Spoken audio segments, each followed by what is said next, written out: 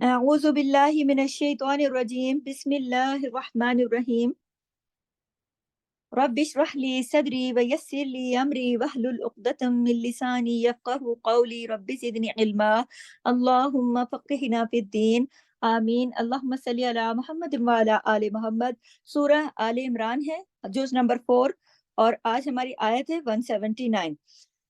اب دیکھیے کہ ہم جیسے کہ 179 یعنی 178 تک ہم کر چکے ہیں، اور اس میں یہ تھا نا کہ اب جو 179 ہم کریں گے تو اس میں اسے تھوڑا سا پس منظر میں آپ کو بتا دوں کہ مسلمانوں کے ذہن میں سوال تھا جنگ احد کے بارے میں۔ چونکہ یہ جنگ احد کے اوپر تبصرہ ہی چل رہا ہے اور اسی سے ریلیٹڈ ہماری آیات چل رہی ہیں، مسلسل مختلف اس میں چیزیں آ رہی ہیں کہ ان کے جو اس میں جو صحابہ تھے ان کے ذہن میں ایک سوال تھا کہ جنگ احد میں ہم ناکام کیوں ہوئے اور یہ سب آزمائش ہم پر کیوں آئی۔ تو اس کا جواب یہاں اگلی جو آج ہماری آیت ہے، آج والی 179، اس میں اللہ تعالیٰ نے اس سوال کا جواب دیا۔ ان کے ذہن میں یہ تھا نا کہ ہم تو نبی کے ساتھ ہی تھے، تو اب اس میں اللہ تعالیٰ جواب دے رہے ہیں ما کان اللہ، نہیں ہے اللہ لیذر المؤمنین کہ وہ چھوڑ دے مومنین مومنوں کو علی اوپر اس کے ما جو ہو انتم تم علیہ جس پر حتی یہاں تک کہ یمیز الخبیثہ وہ چھانٹ دے ناپاک کو من الطیب پاک سے۔ یعنی اللہ ایسا نہیں ہے کہ چھوڑ دے مومنوں کو ان کے حال پر، کون سے حال پر؟ جس پر بھی وہ ہوں، ایسا نہیں ہے کہ وہ جس حال میں بھی ہوں اللہ چھوڑ دے۔ یعنی تمہارے اندر کچھ لوگ تو پکے ایمان والے موجود ہیں اور کچھ کچے ایمان والے ہیں، تو اللہ اس کو چھوڑ نہیں سکتا، اللہ ان کو چھانٹے گا۔ کچھ اس کے اندر مومن ہیں، کچھ منافق ہیں۔ اب اللہ اس طرح کے جو مبہم حالات ہوتے ہیں نا، جن میں کچھ واضح سمجھ نہیں آ رہی ہوتی، تو ان کو چھوڑے گا کیوں؟ اللہ نہیں چھوڑتا اس طرح۔ تو اللہ نہیں چھوڑے گا کہ کون جو ہے وہ کون سی کیٹیگری میں آ رہا ہے، کون مومن ہے کون منافق ہے، حتیٰ کہ یہاں تک، حتیٰ کا مطلب یہاں تک کہ حتیٰ یمیز الخبیث من الطیب، حتیٰ یہاں تک کہ وہ چھانٹ لے خبیث اور پاک کر دے۔ کیسے پاک کرے؟ آزمائش کے ذریعے۔ کیسے؟ وما کان اللہ، اور نہیں ہے اللہ لیطلعکم کہ وہ آگاہ کرے تمہیں علی الغیب، غیب پر۔ تو اور اللہ ایسا نہیں ہے کہ تمہیں غیب پر مطلع کرے کہ کون کون منافق ہے۔ ایسے اللہ تعالیٰ نے یہ طریقہ نہیں بنایا ہوا کہ وہ ایک ایک کو پکڑ پکڑ کے بتا دے کہ بھئی یہ جو ہے نا اتنے بندے کھڑے ہیں احد کی میدان میں لڑائی کرنے کے لیے آئے ہیں، تو یہ بندہ صحیح نہیں ہے، یہ بندہ صحیح۔ یہ اللہ کا طریقہ نہیں ہے۔ یا پھر کسی کے دل میں کیا ہے اللہ تعالیٰ یہ آوازیں دینا شروع کر دے نبی کے اوپر کہ یہ جو یہ طریقہ نہیں ہے اللہ تعالیٰ کا۔ تو اللہ تعالیٰ لوگوں کے دلوں کا حال اور منافقت تمہیں غائبانہ طور پر بتا دے، یہ اللہ کا طریقہ نہیں ہے۔ یعنی تم لوگوں کے پاس بیٹھو اور تمہیں پتہ چل جائے خود بخود کہ کون کیسا ہے، کس کے دل میں ایمان ہے، کس کے دل میں ایمان نہیں ہے، کون مومن ہے، کون مخلص ہے، کون منافق ہے، کون مخلص نہیں۔ یہ اللہ کا طریقہ ہے ہی نہیں۔ مخلص اور مومن کو چھانٹنے کے لیے اللہ تعالیٰ غیب کا علم نہیں دے دیتا، بلکہ آزماتا ہے، آزمائش ڈالتا ہے، اور آزما کر سب کو الگ کر دیتا ہے۔ آزمائشوں کے ذریعے اللہ منافقوں کے دلوں کا حال اور رازوں کو افشاں کر دیتا ہے۔ اللہ جانتا ہوتا ہے سب کچھ، لیکن اس کو عمل میں لاتا ہے نا، تاکہ اس کو وہ کھل کے سب کے سامنے آئے۔ تو حالانکہ نبی کریم صلی اللہ علیہ وسلم کو وحی کے ذریعے سے بتایا گیا تھا، آپ کو منافقوں کے نام کچھ اللہ تعالیٰ نے ایک موقع پر بتائے تھے، اور آپ کو پتا تھا، آپ نے ایک صحابی حذیفہ بن یمان کو بتایا بھی تھا، صرف ایک صحابی کو جو ان کے رازدان صحابی تھے۔ کیوں ان کو زیادہ مطلب اوروں کو نہیں بتایا؟ رسوائی کی وجہ سے، کہ اچھے صحابیوں کو رسوائی سے بچانے کے لیے منافقوں کے نام نبی کریم نے آگے لوگوں کو نہیں بتائے۔ کیونکہ دیکھیں کسی کا چاچا، کسی کا ماما، کسی کا باپ، کسی کا بھائی، انہی صحابیوں سے ریلیٹڈ لوگ تھے نا جو منافق تھے۔ وہ لوگوں کے اندر ہی کے لوگ تھے نا، وہ کوئی الگ سے اسپیشل تو نہیں تھے۔ اب وہ جو بیچارے اچھے اور مخلص صحابی تھے، اب دیکھو ایک بچہ ہے، لڑکا ہے، وہ بہت مخلص ہے، باپ اس کا منافق ہے، اب اس کو کتنا اس کی رسوائی ہو جائے گی، لوگوں کو پتہ چلے گا اس کا تو باپ منافق ہے، اس کی عزت پہ حرف آ جائے گا۔ اس لیے اللہ تعالیٰ کے نبی نے بھی جب وحی کے ذریعے ان کو بتایا گیا تو انہوں نے صرف ایک صحابی حذیفہ بن یمان کو بتایا، باقی کسی کو بھی نہیں بتائی، ان کے رازدان جو سمجھے جاتے ہیں۔ تو غیب کا اللہ تعالیٰ آگے کہہ رہے ہیں کہ علی الغیبی ولکن اللہ یجتبی من رسولہ من یشاء، یعنی کہ وہ لیطلعکم کہ وہ آگاہ کر دے تمہیں علی الغیبی غیب پر، ولکن اللہ اور لیکن اللہ یجتبی چن لیتا ہے من رسولہ اپنے رسولوں میں جسے وہ من یشاء جسے چاہتا ہے۔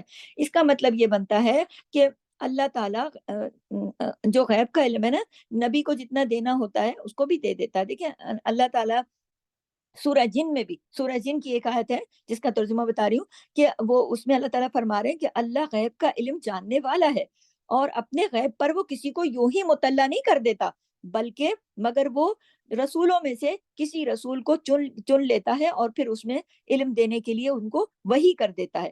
اور پھر غیب کا علم جتنا جس نبی کو دینا تھا اللہ نے دیا. دیکھیں نا، جنت دکھائی ہمارے نبی کو، جنت دکھائی، دوزخ دکھائی، وہ کیا ہے؟ غیب ہے نا، ہم تو اس کو نہیں دیکھ سکتے نا، کسی نے اس کو آنکھ نے نہیں دیکھا. تو اللہ تعالیٰ نے جو علم دینا تھا وہ دیا. تو اللہ تعالیٰ ایسے حالات پیدا کر دیتا ہے کہ جن کی وجہ سے ان کے دلوں کے اندر کی کیفیت جو ہے وہ کھل کے سامنے آ جاتی ہے، کہ دین کے معاملے میں کون کتنا مخلص ہے، کون کتنا مخلص نہیں ہے. آزمائش سے پتہ چلتا ہے نا، بغیر آزمائش کی کیسے پتہ چلے گا؟ تو صحابہ نے کہا نا کہ ہم تو اللہ کے رسول کے ساتھ ہی تھے، ہم تو گئے تھے نبی کریم کے ساتھ وہاں پر جنگ احد میں جنگ لڑنے کے لیے، پھر کیوں آئی مصیبت ہم پر؟ ہم تو نبی کے ساتھ ہی بن کر گئے تھے. تو اس لیے آئی کہ اللہ تعالیٰ چھانٹ تو لے. اب دیکھیں نا، راستے میں جا رہے تھے 300 تو راستے میں ہی کٹ گیا عبداللہ بن ابی کے ساتھ، منافق بہانہ بنا کے ہماری تو بات نہیں مانی. تو کیسے پتہ چلتا اگر یہ معاملہ نہ ہوتا؟ تو اللہ تعالیٰ چھانٹتا ہے کہ کون مخلص ہے. تو چند ایک لوگ جو ہے نا، جو مخلص ہوتے ہیں وہ زیادہ بھیڑ سے بھی بہتر ہوتے ہیں. تو اللہ تعالیٰ کے مختلف طریقے ہوتے ہیں آزمانے کے، اللہ تعالیٰ مختلف طریقوں سے آزماتے ہیں. آپ نے عام طور پر زندگی میں دیکھا ہوگا لوگوں کو، ہم لوگ اپنی زندگی کا جائزہ لیں کہ بعض اوقات لوگ جو ہوتے ہیں نا ہمارے ارد گرد بڑے خوش آمدی اور بڑے تعریف کرنے والے، اور ایسا لگتا ہے کہ بس ان سے زیادہ تو کوئی ہمیں چاہنے والا ہے ہی نہیں. لیکن جب کوئی وقت پڑے یا کوئی کوئی تکلیف پہنچ جائے کسی وقت ان کی طرف سے، تو وہ ذرا سی ہمارے سے اونچ نیچ ہو جائے تو بس ایسی کھری کھری سناتے ہیں کہ آنکھیں سر پہ رکھ لیتے ہیں، کہ پھر ذرا سا بھی نہ لحاظ نہ مربت نہ کچھ. تو یہ کیا ہے؟ یہ بات ہے کہ جو اصل میں جو دل میں ہوتی ہے نا کیفیت، جو دل میں چھپا کے اور اوپر سے لیپا پوتی کرتے ہیں اور اوپر سے باتیں کرتے ہیں اور اوپر سے دوسروں کو لباتے پھرتے ہیں، وہ ان کے دل کی کیفیت اچانک سامنے آ جاتی ہے، منہ پر آ جاتی ہے. تو یہی طریقہ ہے اللہ کا کہ ایمان اور نفاق اور دین کے معاملے میں کون کتنا مخلص ہے اور کون کتنا مخلص نہیں، اللہ تعالیٰ آزماتے ہیں. اللہ تعالیٰ ہر شخص کو ضرور آزماتے ہیں کہ کون اپنے کلمہ حق لا الہ الا اللہ پر قائم ہے، کون سچا ہے. بعض لوگ ہوتے ہیں صرف زبان سے کلمے پڑھتے پھرتے ہیں، دل میں نہیں کوئی اترا ہوا ہوتا، عمل سے کہیں نہیں دکھتا. تو پھر اللہ تعالیٰ آزماتا ہے نا. بعض اوقات لوگ سوچتے ہیں ہم تو اتنے نیک ہیں، اتنے پاکیزہ ہیں، پھر بھی ہم پر یہ مصیبت کیوں آ گئی؟ کیونکہ دیکھیں نا، صحابہ نے بھی یہ سوچا نا کہ ہمارے درمیان تو خود رسول اللہ موجود تھے، ہم تو اللہ کے راستے میں نکلے تھے، تو یہ آزمائش کہاں سے آ گئی؟ تو کیوں آئی تھی؟ ہاں، کیوں آئی تھی یہ آزمائش؟ اس لیے تاکہ اللہ منافق اور مومن کو الگ الگ کر دے کہ کون مخلص ہے جو نبی کے ساتھ آگے بڑھ کر ہمیشہ ساتھ چلے گا، اور کون جو ہے وہ بیچ میں ساتھ چھوڑ جائے گا، اور کون ہے جو حکم عدولی کرے گا، اور کون ہے جو تیروں کی بارش میں بھی کھڑا رہے گا نبی کے سامنے سینہ تان کے، کہ جتنے تیر لگے چاہے میرے دل میں لگے یا میرے جسم پر لگے، میرے نبی کو نہ لگے. کیسے پتہ چلتا پھر؟ اور آپ دیکھیں نا کہ عام زندگی میں بھی چند مخلص ساتھی جو ہوتے ہیں وہ ہزاروں کی بھیڑ سے زیادہ بہتر ہوتے ہیں.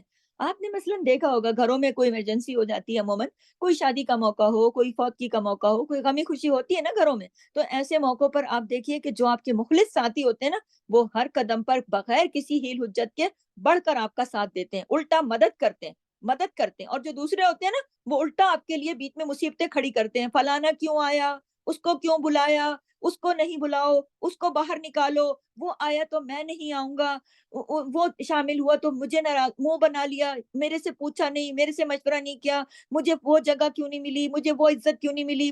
یہ سب بھیڑ جو ہے نا، یہ مخلص لوگ نہیں ہوتے. تو یہ پتہ چل جاتے ہیں ایسے موقعوں پر، اور وہ جو بھیڑ ہوتی ہے وہ چھٹ جاتی ہے، پھر پتہ لگ جاتا ہے بندے کو. تو یہ بات ہے کہ اللہ تعالیٰ بھی وقتاً فوقتاً مختلف طریقوں سے مختلف آزمائشیں ڈالتا رہتا ہے، اور پھر چھانٹتا رہتا ہے کہ کون سچا ہے، واقعی کون ہے اللہ کے دین کے لیے بالکل مخلص. تو اللہ تعالیٰ فرماتے ہیں کہ یہ اللہ کی حکمت ہے نا، اللہ کے کام کا ایک طریقہ ہے کہ وہ کیسے نکھارتا ہے، کیسے سنوارتا ہے، کیسے الگ الگ کرتا ہے. تو نبی کے زمانے میں تو وہی کے ذریعے سے بھی ہو جاتا تھا، اور بعد میں اور مختلف آزمائشوں کے حالات بھی آ جاتے تھے، دونوں طرح کے ہوئے نا. اب وہی بھی آئی اور حالات بھی پیش آئے، اور آپ کے زمانے میں مختلف آزمائشیں بھی ہوئی نا، جیسے احد کے اندر. تو پھر اس طرح سے اللہ تعالیٰ نے ان کو چھانٹا الگ کیا. پھر یہ آگے یہ ہے کہ فَآمِنُوا بِاللَّهِ وَرُسُلِهِ، بس ایمان لاؤ اللہ پر اور اس کے رسولوں پر. تمہارا کام کیا ہے؟ اللہ کہہ رہے ہیں کہ تمہارا کام کیا ہے؟ کیا کرو تم لوگ؟ جو بھی حالات ہوں اللہ اور اس کے رسولوں پر ایمان لاؤ، وَإِن تُؤْمِنُوا وَتَتَّقُوا، اور اگر تم ایمان لاؤ گے اور تتقو تقوی اختیار کرو گے، فَلَكُمْ أَجْرٌ عَظِيمٌ، تو تمہارے لیے اجر ہے بہت بڑا، تو تمہارے لیے بہت بڑا اجر ہے، یعنی تم بہت بڑی جزا پاؤ گے، بہت بڑا اس کا تمہیں بدلہ دیا جائے گا۔ یہاں پر ہماری آیت نمبر 179 کمپلیٹ ہوتی ہے۔ تو آپ دیکھیے کہ اللہ تعالیٰ نے اس آیت کے اندر بالکل واضح کر دیا کہ اللہ تعالیٰ چھانٹ دیتا ہے لوگوں کو الگ الگ ان کے اوپر آزمائش ڈال کے، اور جتنا علم اس نے غیب کا دینا ہوتا ہے وہ اتنا نبی کو بھی دیتا ہے، لیکن ساری غیب کی خبریں وہ نبی کو نہیں دے دیتے کہ بھائی آپ یہ اس طریقے سے سب کچھ ہے، جتنی دینی ہوتی ہیں وہ دی بھی ہمارے نبی کو، جن میں تو وہ تو اللہ تعالیٰ نے قرآن میں فرما دیا۔ اور پھر اللہ نے کام بتایا کہ تم نے ایمان لانا ہے، تقوی اختیار کرنا ہے، تقوی کیا؟ اللہ کا ڈر، تاکہ تمہیں اجر عظیم دیا جائے، تم اللہ کا ڈر رکھو ہر حال میں۔ اب آیت نمبر 180 کو دیکھیے، وقت کی کمی کے باعث ذرا تیز تیز جا رہی ہوں۔ 180، ولا اور نہ یحسبن الذین، ہرگز گمان کریں، الذین وہ جو، یبخلون بخل کرتے ہیں، بیما اس ساتھ اس کے جو، آتاہم اللہ عطا کیا انہیں اللہ نے، من فضلہ اپنے فضل سے، اللہ اکبر، اور وہ نہ گمان کریں وہ لوگ جو بخل کرتے ہیں ساتھ اس کے جو اللہ نے انہیں اپنے فضل سے عطا کیا۔ اب آپ یہ دیکھیے بخل کیا چیز ہے، بخل کس چیز کے ساتھ؟ اس چیز کے ساتھ جو ان کو اللہ ہی نے دی تھی۔ بخل تو ویسے بھی برا ہے نا، لیکن اگر اللہ نے ہی کوئی چیز دی اور اللہ ہی کے راستے میں نہیں دے رہے تو یہ تو اور بھی بخل برا ہے۔ آپ انسانوں کے ساتھ معاملہ کر کے دیکھیں کہ اگر آپ اپنے سامان میں سے تو کوئی چیز کسی کو دیتے نہیں، لیکن اگر کوئی اپنی چیز آپ کو دے دیتا ہے اور پھر وہی چیز آپ سے واپس مانگتا ہے یا تھوڑی سی اس میں مانگتا ہے اور آپ وہ بھی نہ دو اور کہو نہیں جی یہ تو میری ہو گئی، تو اگلے کو کتنا غصہ آئے گا۔ تو یہ چیزیں جو ہے نا یہ بخل میں آتی ہیں، اور اس کی ڈیٹیل مزید بتاتی ہوں کہ دیکھیں اگر اپنی دی ہوئی چیز بھی، تو اللہ نے تو سب کچھ دیا ہوا ہے ہم لوگوں کو، تو آپ خود سے تو کسی کو کچھ دینا اور دوسرا دے بھی دے، اس کو لے بھی لیں اور پھر اس کو ہاتھ بھی نہ لگانے دیں۔ بچے کرتے ہیں نا چھوٹے، ان کو کوئی چیز چاہیے ہوتی ہے، ان کو کوئی دے دو تو کہتے ہیں بس اب دوسرا کوئی ہاتھ نہ لگائے، مانگو ایسی پیار سے مانگو کہ بیٹا دو نا تھوڑا مجھے بھی، بچے کہتے ہیں نہیں نہیں میں نے نہیں دینا، تو وہ تو معصوم ہوتے ہیں نا۔ لیکن ایک دوسرا میں مثال کے طور پر آپ کو سمجھا رہی ہوں، تو یہ بڑوں میں جب یہ معاملہ ہوتا ہے تو یہ معیوب بات ہے۔ تو فرمایا اللہ نے کہ جو اللہ نے دیا ان کو، کس کو؟ اسی میں بخل کر رہے ہیں، وہی نہیں دینا چاہتے اور ان کا اپنا ہے بھی نہیں۔ اب یہ دیکھیے، اور دیا کیسے؟ اللہ نے اپنے فضل سے دیا، ایکسٹرا جو زائد جو اللہ دیتا ہے، تو یعنی کہ آپ کی کوئی محنت نہیں ہے اس کے اندر، وہ اللہ کا فضل ہے، اللہ تعالیٰ آپ کو دے رہا اور آپ اس کو آگے اللہ کے راستے میں نہیں دے رہے ہو۔ تو بخل کرنا انسان کے حق میں فائدہ مند ہرگز نہیں ہے۔ من فضلہ ہوا خیر لہم، وہ بہتر نہیں ہے ان کے لیے، بخل کرنا انسان کے حق میں فائدہ مند نہیں ہے۔ بخل سے مال ضائع ہوتا ہے، بالکل ضائع ہوتا ہے، اور سخاوت سے جو اللہ کے راستے میں خرچ کرتے ہیں، سخی ہوتے ہیں، مال میں اضافہ ہوتا ہے۔ جیسا میں نے ابھی بتایا نا آپ کو، بخل ہوتا کیا ہے؟ بخل ہوتا یہ ہے، غور کیجیے گا، نوٹ کیجیے گا، بخل یہ ہوتا ہے مال کو روک لینا۔ کہاں سے روک لینا؟ جہاں خرچ کرنا چاہیے وہاں خرچ نہ کرنا، اور جہاں خرچ کرنا یعنی کہ جہاں لازم ہے، لازمی ہے، وہاں تو انسان خرچ کرے کوئی نہ، اپنا ہاتھ روک لے، اس کا نام ہے بخل۔ اور اور یہ کہ اس چیز کو روک لینا بخل ہے جس کا ادا کرنا واجب ہے، یہ بھی لکھ لیں کہ اس چیز کو روک لینا کہ جو ادا کرنا واجب ہے، ضروری ہے، لازم ہے، وہ خرچ نہ کرے، اس کو کہتے ہیں بخل۔ ٹھیک ہے، مثلا زکوٰۃ دینا فرض ہے، اب اگر کوئی زکوٰۃ تو دیتا نہیں ہے اور ویسے ڈھیروں لٹاتا پھرتا ہے اپنی سامان ضرورت کے اوپر، عیاشیوں کے اوپر، ادھر ادھر، یہ وہ، کیا ہے جی بہت سخی ہے، جی بہت سخی ہے، زکوٰۃ دی نہیں اور ویسے لوگوں کے سامنے واہ واہ کے لیے بہت دیالو ہے، بہت کھلے ہاتھ کا ہے، بہت خرچہ کرتا ہے، بہت کھاتا پیتا ہے، بڑی شوق ہے، پہننے کا بڑا شوق ہے جی، طرح طرح کے کپڑے، مجھے بڑا شوق ہے، میں بڑے کپڑے پہنتی ہوں، مجھے بڑا شوق ہے اچھے کھانے پکانے کا، میں بہت ہوٹلنگ کرتی ہوں، میں بہت کرتی ہوں۔ زکوٰۃ دیتی ہو؟ زکوٰۃ دیتے ہو؟ یہ سوچو، دیتے ہو یا نہیں دیتے؟ نہیں دیتے تو بخل کر رہے ہو۔ تو اپنی مرضی اور اپنی من موجی سے جو خرچ کرنا ہے نا، اس کو یہ اس میں نہیں آتا۔ ہاتھ کھلا کہلانے کا مستحق وہ شخص نہیں ہوتا جو کہتا ہے ہم تو جی رج کے کھاتے ہیں، ڈٹ کے کرتے ہیں، یہ کرتے ہیں، اس بات پہ فخر کرنا، اتنا ہم نے سونا بنا لیا، اتنے ہم سال کے کپڑے بنا لیتے ہیں، اتنا۔ بھائی زکوٰۃ دیتے ہو، یہ کوئی آپ کی تعریف نہیں ہے جو آپ سال میں اتنا خرچہ کر لیتے ہو۔ آپ کی تعریف یہ ہے کہ آپ اس زکوٰۃ دیتے ہو، اس کے اوپر، اس مال کے اوپر آپ زکوٰۃ دیتے ہو جو اللہ نے آپ کو دیا ہے۔ آپ نے, اللہ نے آپ کے اوپر فضل کیا ہے, آپ اس کے اوپر پوری پوری زکوٰۃ طریقے سے ان لوگوں تک جو کہ مستحقین ہیں وہاں تک پہنچاتے ہو یا نہیں؟ اس کو ہاتھ کھلا جو کہتے ہیں نا, میرا ہاتھ بڑا کھلا ہے, تو فلانے کا ہاتھ بڑا کھلا ہے, یہ کوئی کھلا ہاتھ نہیں ہے جو اللہ کے راستے میں خرچ نہ کرے, جو زکوٰۃ مکمل ادا نہ کرے. اس کی ڈیٹیل کوئی پتہ نہیں آپ کے پاس کتنے تولے سونا ہے. عموماً میں نے خواتین کو بولتے سنا, اتنا سونا ہے بیٹیوں کے لیے, اتنا بنا کے رکھ دیا. میں پوچھتی ہوں ان خواتین سے, آپ کو پتا ہے آپ کے پاس کتنے تولے سونا ہے؟ اس کی اگر آپ کو پتا ہے تو آپ اس تولے کے حساب سے زکوٰۃ بھی دیتی ہوگی. اگر آپ کو وزن ہی کوئی نہیں پتا تو آپ زکوٰۃ کیا خاک دیتی ہوں گی؟ زکوٰۃ تو ایک دھاگے کے برابر بھی دینی ہے نا, آپ نے تو دینی ہے.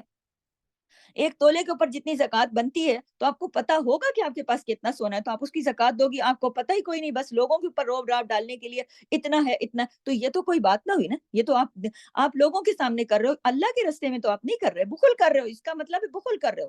اسی طرح جو بعض مرد ہوتے ہیں, بیوی بچوں پہ خرچ کرنا ان کا فرض ہے, اپنے ماں باپ پہ, اپنی بیوی بچوں پہ خرچ کرنا فرض ہے. اور اگر کوئی شخص بیوی بچوں کو کچھ بھی نہ دے, بیوی کو نہ دے, بچوں کو نہ دے, ادھر ادھر آگے پیچھے رشتہ داروں پہ بہت خوب خرچ کرتا پھرے, جو اصل حقدار ہیں بھائی ان کو بھی دو. تو پھر اس کے بعد آپ کا بنتا ہے کہ آپ اپنے رشتہ داروں کو بھی دو, سب کو دو, ہر بندے کو اس کے حق کے مطابق دو. اب جو آپ کے ساتھ رہتے ہیں وہ تو بےچارے پائی پائی کو ترس رہے ہیں, ان کی ضرورتیں پوری نہیں ہو رہی, ان کے پاس لیٹنے کے لیے بستر نہیں ہے, ان کے پاس بیٹھنے کے لیے جگہ نہیں ہے, ان کے پاس کوئی چیز نہیں. آپ دوسروں کو سخی بنے پھر رہے ہو, آپ دوسروں کے آگے دیالو بنے پھر رہے ہو, آپ دوسروں کے آگے امیر بندے بنے پھر رہے ہو, دوسروں کے آگے سے واہ واہ لے رہے ہو, دوسروں کے آگے سے تعریفیں لے رہے ہو. گھر والوں کا حال تنگ ہے, وہ پائی پائی کو ترس رہے ہیں, وہ بیٹھ کے لڑ رہے ہیں, وہ اپنی ہر ضرورت کی چیز لینے کے قابل نہیں ہے. وہ سوچتے رہتے ہیں کہ ہم کیا چیز خریدیں اور کیا چیز نہیں خریدیں, اور بندہ سخی بنا پھر رہا. یہ سخی نہیں کہلائے گا, لکھ لیں اپنے پاس, یہ سخی نہیں کہلائے گا. ہمارے معاشرے میں اس کی مثالیں ہیں, جگہ جگہ ہیں, کہ جہاں آپ کو کرنا چاہیے وہاں آپ نہ کریں, اور جہاں آپ کو نہیں کرنا چاہیے وہاں آپ تعریف کی خاطر ریاکاری کریں, خوب دیالو بن جائیں اور خوب بڑھ چڑھ کے خرچ کریں. تو فرمایا کیا, بل ہوا شر لہم, تو یہ بخل ان کے لیے برا ہے. کون سا؟ یہ والا بخل کہ جہاں ضرورت ہے وہاں تو آپ خرچ کریں کوئی نہ, اور جہاں ضرورت نہیں ہے وہاں آپ کرتے پھریں. تو جہاں واجب ہے, جہاں لازم ہے, صدقہ ہے, زکوٰۃ ہے, خاص طور پر اپنے ماں باپ, اپنے بیوی بچوں پہ خرچ کرنا, اپنے بیوی بچوں کے, اپنے ماں باپ بیوی بچوں کے بعد اپنے بہن بھائیوں پہ خرچ کرنا, یا اپنے ان پہ تو خرچ کرے نہیں آپ, اور دوسری چیزیں خرچ کرتے پھریں, یہ جو عمل ہے یہ بخل کہلاتا ہے. بل ہوا شر لہم, تو یہ بخل ان کے لیے برا ہے. تو آپ یہ دیکھیے سیطوقون, اب یہ دیکھیے کتنا سخت والا ورڈ آ گیا. اچھا, سیطوقون میں آپ دیکھیے ان قریب وہ طوق پہنائے جائیں گے, یہ اب ان لوگوں کے بارے میں آگے بات ہو رہی ہے. ان قریب وہ طوق پہنائے جائیں گے. طوق کیا ہوتا ہے؟ گردن میں کسی چیز کا باندھ دیتے ہیں نا, جو قیدیوں کو نہیں باندھ دیتے سزا کے طور پر, گلے میں ڈال دیتے ہیں گول کا. ما بخلوا بہی, جو انہوں نے بخل کیا تھا ساتھ اس کے, جو ان کو اللہ نے فضل کیا, ان کو مال دیا, انہوں نے اس کے ساتھ بخل کیا. تو پھر اللہ نے کہا سیطوقون ما بخلوا بہ یوم القیامہ, ان قریب وہ طوق پہنائے جائیں گے اس کا جو انہوں نے بخل کیا. کس دن؟ قیامت کے دن. اللہ اکبر, استغفر اللہ. یعنی قیامت کے دن ان کو ان کے بخل کی سزا کس طرح ملے گی کہ وہ مال جسے انہوں نے سید سید کر رکھا تھا, بڑا گن گن کے رکھا تھا, بڑا سنبھال کے رکھا تھا, بڑے زیور سونے گہنے بنا بنا کے پوٹلیوں میں بند کر کر کے چھپا کے رکھے تھے, زکوٰۃ ان کی ککھ نہ دی تھی, وہ گردن میں طوق بنا کر ڈال دیا جائے گا. اور یہ طوق کس چیز کا ہوگا؟ نوٹ کیجئے گا, بہت غور کیجئے گا, بڑی امپورٹنٹ آیت ہے. اس کی وضاحت کے طور پر ایک حدیث پیش کرتی ہوں. حضرت ابو ہریرہ رضی اللہ تعالی عنہ سے روایت ہے کہ نبی کریم صلی اللہ علیہ وسلم نے فرمایا, جس کو اللہ نے مال دیا اور اس نے اس کی زکوٰۃ نہیں دی, اور قیامت کے دن اس کے مال کو ایسے سانپ کی شکل پر کر دیا جائے گا جو گنجا ہوگا. یعنی استغفر اللہ, یعنی مال کا سانپ بنا دیا جائے گا. کون سے مال کا؟ جس پہ زکوٰۃ ادا نہیں ہوتی, جو صرف لوگوں پہ روب راب ڈالنے کے لیے ادھر ادھر لمبے چوڑے خرچے دکھاوے کے بہت ہیں, میں بہت امیر ہوں, لیکن اللہ نے دیا تو اللہ کے راستے میں دیتے ہوئے ہاتھ روک لینا اور ادھر ادھر خرچ کرتے رہنا. یہ نہیں ہے بات. بات یہ ہے کہ جہاں ضروری ہے وہاں نہیں کیا, تو یہ مال زکوٰۃ ادا نہیں کی تو یہ مال کا اس مال کا سانپ بنا دیا جائے گا، جتنا مال زیادہ ہوگا اتنا بڑا سانپ بن جائے گا، اور اس کی آنکھوں پر زہر کے بھرے ہوئے 2 سیاہ دھبے ہوں گے چھوٹے چھوٹے انگوروں کی شکل کے۔ تو یہ سانپ اس شخص کے گردن میں لپیٹ کر زکوٰۃ نہ دینے والے کی گردن کا توق بنے گا، توق یعنی اس کے ارد گرد ہار کی طرح لپیٹ دیا جائے گا، اور ہار تو پھر بھی ڈھیلا ہوتا ہے نا، تھوڑا لٹک جاتے ہیں، تو کالر بون کی طرح سے ساتھ ساتھ گردن کے بالکل باندھ دیا جائے گا، اور سانپ کا جو منہ ہے وہ انسان کے منہ کے سامنے آ جائے گا، اور اس کی دونوں بانچوں کو پکڑ کر کہے گا میں تیرا مال ہوں، میں تیرا خزانہ ہوں جسے تو نے چھپا چھپا کے رکھا تھا۔ اور اس کے بعد آپ صلی اللہ علیہ وسلم نے یہی آیت تلاوت کی، یہی آیت، جس آیت کی ہم تفسیر کر رہے ہیں، نبی کریم صلی اللہ علیہ وسلم نے یہی آیت تلاوت کی کہ، اور بخاری کی ایک اور روایت ہے کہ اس کے بعد ایک اور جگہ پر بھی روایت ہے کہ وہ سانپ انسان کے جبڑوں پہ کاٹے گا اور کہے گا میں تیرا مال ہوں، میں تیرا خزانہ ہوں۔ اسی طرح بخاری اور مسلم کی کتاب الزکوٰۃ میں اس کی پوری تفصیل آپ کو ملے گی، آپ مزید تفصیل کے لیے وہاں سے دیکھ سکتے ہیں کہ زکوٰۃ نہ دینے والوں کا انجام کیا ہے۔ اگر کوئی جانور رکھتا ہے، فرض کرنے کو کوئی بھینسیں رکھتا ہے، بکریاں رکھتا ہے، گائے رکھتا ہے، تو وہ بھینسیں بھی اس کو قیامت کے دن آ کے خوب لتھاڑیں گی، سینگ ماریں گی بکریاں، اس کو ٹکرے ماریں گی، اس کا میدان حشر میں وہ شخص ذلیل اور رسوا کر دیا جائے گا۔ کون سا؟ جو اللہ کے رستے میں ان کی زکوٰۃ نہیں دیتا تھا۔ سَيُطَوَّقُونَ مَا بَخِلُوا بِهِ يَوْمَ الْقِيَامَةِ، ان قریب وہ توق پہنائے جائیں گے اس کا جو انہوں نے بخل کیا، جس کا دن قیامت کے، یعنی قیامت کے دن ان قریب وہ اسی روز، یعنی قیامت کے روز اسی چیز کا جس چیز سے وہ اپنے پاس رکھ کے دنیا پہ تو روب راب ڈال رہے تھے، اللہ کے راستے میں نہیں دے رہے تھے، اسی کے توق ان کے گلے میں پہنائے جائیں گے سانپ کی شکل میں، جس چیز میں انہوں نے بخل کیا ہوگا۔ یعنی جہاں دینا چاہیے تھا، بار بار واضح کر رہی ہوں، جہاں دینا چاہیے تھا، جو زکوٰۃ کے اصل مستحقین تھے ان کو تو انہوں نے وہ مال نہیں پہنچایا، اور پھر ایسے بخیلوں کو اللہ بتا رہے ہیں، کیا بتا رہے ہیں؟ وَلِلَّهِ مِيرَاثُ السَّمَاوَاتِ وَالْأَرْضِ، وَلِلَّهِ مِيرَاثُ السَّمَاوَاتِ وَالْأَرْضِ، اللہ کے لیے ہے آسمان اور زمین کی میراث، ساری کی ساری۔ کیا ہے میراث؟ میراث کس کو کہتے ہیں؟ مرنے والے کا پیچھے چھوڑا ہوا مال، جس کو ترکہ بھی کہتے ہیں نا، وہ میراث ہوتی ہے۔ تو اب ہوتا کیا ہے؟ ہوتا یہ ہے کہ کوئی بھی انسان جب مرتا ہے نا، وہ اپنا کوئی بھی مال اپنے ساتھ لے کر نہیں جاتا، پیچھے چھوڑ کے جاتا ہے۔ تو پھر کیا ہوتا ہے؟ وہ مال پیچھے والے کی ملکیت بن جاتا ہے، تو پھر وہ مال پیچھے، جب پیچھے والا کہتا ہے یہ میرا ہے، یہ میرا ہے، اسی زوم میں پھرتا رہتا ہے، اور پھر اس کی زکوٰۃ نہیں دینا، کچھ نہیں دینا، پھر وہ چھوڑ کے مر جاتا ہے، پھر وہ کسی اور کی ملکیت بن جاتا ہے۔ اب دیکھیں نا، زمین عموماً ہمارے کاشتکاروں کی، آپ دیکھیں زمین ہوتی ہے کسی کی ملکیت، وہ کہتا ہے یہ جی میری ہے، پھر وہ مر جاتا ہے، بیٹا کہتا ہے میری ہے، پھر اگلا کہتا ہے میری ہے، پھر پوتا کہتا ہے میری، چلی کہاں سے؟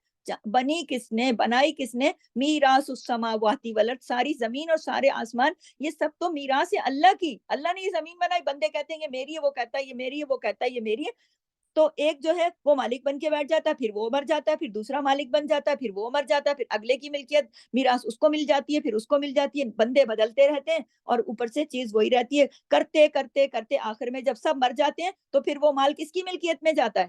جس کی ہوتا ہے اصل میں اللہ کی، کیونکہ مال جو ہے وہ سابق سے لاحق کی طرف آ رہا ہے نا، یعنی مال آگے آگے منتقل ہوتا چلا جا رہا ہے، مال کے آگے آگے منتقل، اس کو میراث کہتے ہیں کہ بھائی جو آگے آگے جا رہا ہے، پیچھے سے آ رہا ہے، اس کو میراث کہتے ہیں۔ وَلِلَّهِ مِيرَاثُ السَّمَاوَاتِ وَالْأَرْضِ، تو کیونکہ آسمان اور زمین والے سارے کے سارے جب ختم ہو جائیں گے، کچھ بھی باقی نہ رہے گا، تو سارا مال کس کے پاس جائے گا؟ ہاں، اللہ کے پاس جائے گا نا آلریڈی۔ تو تم خود اپنے ہاتھ سے جو اللہ کے راستے میں دے دو گے، اللہ کے راستے میں دے دو گے جو اللہ کا ہے، تو پھر یہ تو بہتر ہے نا۔ اور اگر تم اپنے ہاتھ سے کیا اللہ کے راستے میں نہ دو گے، حالانکہ اس کا جو ہے تو بہت زیادہ نہ دو گے اللہ کے راستے میں، تو بخل ہے۔ واللہ بما تعملون خبیر، اور جو تم کر رہے ہو اس کی خبر اللہ خوب رکھتا ہے، اور کہاں کہاں تم مال خرچ کرتے ہو اور کہاں کہاں نہیں کرتے، جہاں تمہیں کرنا چاہیے۔ یہ تم ہیلے بہانے دیتے پھرتے ہو نا، لوگ تو تمہارے ہیلے بہانوں میں آ جائیں گے، اللہ سب دیکھ رہا ہے کہ مال میں نے دیا ہے، تم اس کو صحیح جگہ خرچ کرتے ہو کہ نہیں۔ تو یہ اللہ تعملون خبیر، وہ خوب خبر رکھنے والا ہے۔ نبی کریم صلی اللہ علیہ وسلم نے فرمایا نبی کریم نے فرمایا دل کی تنگی سے بچو، کنجوسی سے بچو، کیونکہ اس نے تم سے پہلے لوگوں کو ہلاک کیا تھا، اس کی وجہ سے لوگوں نے، اس کنجوسی اور بخل کی وجہ سے لوگوں نے اپنے ہی لوگوں کے خون بہائے اور حلال کو حرام کر دیا تھا۔ تو حقیقت یہ ہے کہ دیکھیں صدقہ ادا کرنے سے، زکوٰۃ ادا کرنے سے، اللہ کے راستے میں مال خرچ کرنے سے مال کم نہیں ہوتا، مال اور بڑھتا ہے۔ اور یہ جو اللہ تعالیٰ نے چیزیں بتائی ہیں، اسی لیے بتائی ہیں تاکہ بندہ مومن جو ہے وہ کسی تکلیف میں نہ پڑے۔ اب دیکھیں سانپ سے تو ہمیں اس دنیا میں بھی ڈر لگتا ہے نا، کہ سانپ نہ اور سانپ ہمارے سامنے بھی نہ آئے، تو کہاں سانپ سامنے آئے اور کہاں ہماری گردن میں لپیٹ دیا جائے۔ تو یہ اللہ نے کیوں بتایا، نبی کریم نے کیوں بتایا؟ کیونکہ وہ اگر بتاتے نہیں تو خبر پتہ ہی نہ چلتی، تو لوگ اندھیرے میں رہ جاتے۔ تو علم حاصل کرنا کیوں ضروری ہے؟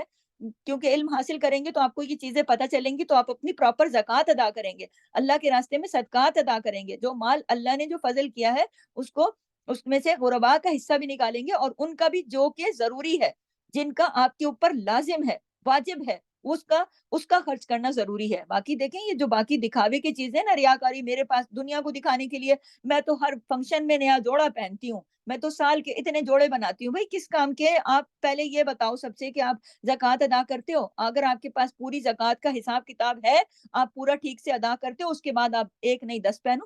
اللہ کوئی منع تو نہیں کرتا، اللہ تو کہتا ہے اپنے حال کے مطابق جیو، لیکن اللہ کے رستے میں جو اللہ کا فضل ہے اس میں سے جن پر واجب ہے وہ ادا ہوگا، نہیں ہوگا تو پھر اللہ تعالیٰ نے اس کے لیے بتا دیا ہے کہ اگر کرو گے تو اجر عظیم پاؤ گے، نہیں تو نہیں کرو گے تو پھر سیطوقون، ان قریب، تو ان قریب کیوں لفظ آیا؟